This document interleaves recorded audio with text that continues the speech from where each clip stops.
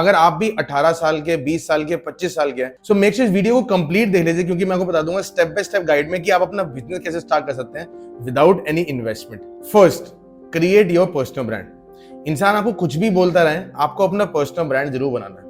Personal brand का मतलब सिर्फ ये नहीं होता कि आपको कंटेंट बनाना है, लोगों के साथ एंगेज करना है, नेटवर्क करना है, कंटेंट किस तरीके का बनाना चाहिए, कैसा बनाना चाहिए, लोगों के साथ कोलैबोरेशन करनी है। ओवरऑल आपको इस पूरे इकोसिस्टम को समझना है, क्योंकि अगर आप किसी भी मीटिंग में चाहे आप कॉलेज में हो, आप किसी को पिच करने जा रहे हैं, फंडिंग लेने जा रहे हैं, इवन आप कुछ भी करना चाहते हैं आगे जाके, अगर लोग मीटिंग रूम में घुसने से पहले आपका नाम जानते हैं तो it become very very easy कि आप उस सेल्स पिच को, या आपने अगर कोई अपना प्रोडक्ट बना रखा है उसके लिए फंडिंग के लिए जा रहे हैं, या आप एक अपना सर्विस बेस्ड बिजनेस भी लॉन्च करना चाहते हैं, जैसे डिजिटल मार्केटिंग एजेंसी हो गई, एनालिटिक्स एजेंसी हो गई, एंड लोग अगर आपका नाम जानते हैं तो 50% काम आपका वहीं हो जाता है। सो मेक श्योर आप अपने पर्सनल ब्रांड को ज्यादा टाइम दें, एंड कॉलेज टाइम में अगर स्टार्ट करेंगे तो ज्यादा इजी होगा, क्योंकि आप फ्लेक्सिबल भी होंगे, आपके पास एक्सपीरियंसेस भी ज्यादा होंगे, एंड आपकी जो ऑडियंस भी होगी वो ज्यादा बड़ी हो सकती है। Second, create your YouTube channel. आप कुछ भी पढ़ते हैं, कुछ भी देखते हैं, कुछ भी समझते हैं, अपनी लैंग्वेज में वीडियो बना के उसको यूट्यूब पे जरूर डालें। अब वो आपके ऊपर है कि आप उसको लॉन्ग फॉर्म बनाएं या शॉर्ट फॉर्म बनाएं। ऑफ कोर्स शॉर्ट फॉर्म के लिए आप इंस्टाग्राम भी यूज कर सकते हैं, बट मैं आपको स्पेसिफिकली यूट्यूब क्यों बोलूंगा, क्योंकि यूट्यूब पे जो भी ऑडियंस आती है वो इस माइंडसेट के साथ आती है कि उनको एजुकेट होना है, उनको अवेयर होना है, वो कुछ चीजों के बारे में जानना चाहती है। तो वो प्लेटफॉर्म आपको एडवांटेज दे सकता है, क्योंकि at the end of the day आप जो भी काम सीख रहे हैं आपको वो चीज लोगों को सिखानी भी है, ताकि लोगों तक आपका ट्रस्ट बना रहे, क्योंकि जितना ज्यादा ट्रस्ट रहेगा उतनी ज्यादा इजीली सेल कर पाएंगे, एंड उतना ही ज्यादा अपना बिजनेस कर पाएंगे। सो यूट्यूब चैनल बनाना, चाहे लॉन्ग फॉर्म और शॉर्ट फॉर्म, आपके लिए लॉन्ग रन में बेटर रहेगा। हो सकता है इनिशियल डेज में आपको समझना है, बट जितना ज्यादा आप कंसिस्टेंट रहेंगे उतना इजीली आप अपने यूट्यूब को ग्रो कर पाएंगे, अपने ऑडियंस को ग्रो कर पाएंगे, एंड सबसे इंपॉर्टेंट ट्रस्ट बना पाएंगे।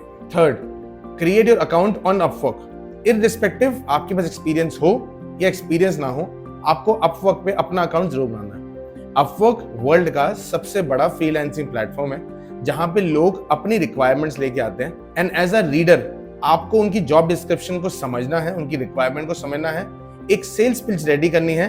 उस सेल्स पिच के बाद आपको वहां सबमिट करना है एप्लीकेशन के फॉर्म में। अगर आपकी एप्लीकेशन एक्सेप्ट होती है तो देयर इज अ पॉसिबिलिटी कि आपको एक अच्छा क्लाइंट मिल जाए, एंड अगर आप फ्रेशर हैं तो naukri.com और iamjobs.com से लाख गुना बेटर होगा अपवर्क से, अगर आपको वहीं से कोई इंटर्नशिप मिल जाए या शायद कोई long term monthly retainer client मिल जाए। क्योंकि क्लाइंट लेना उतना इंपॉर्टेंट नहीं है जितना इंपॉर्टेंट है कि आपको कॉन्फिडेंस आ जाएगा कि मेरे में चाहे स्किल 1 है या स्किल 2 है, अगर क्लाइंट उसके लिए आपको रेडी है पे करने के लिए, तो जो कॉन्फिडेंस आएगा आपको अपवर्क के थ्रू, वो किसी और प्लेटफॉर्म से नहीं आ सकता।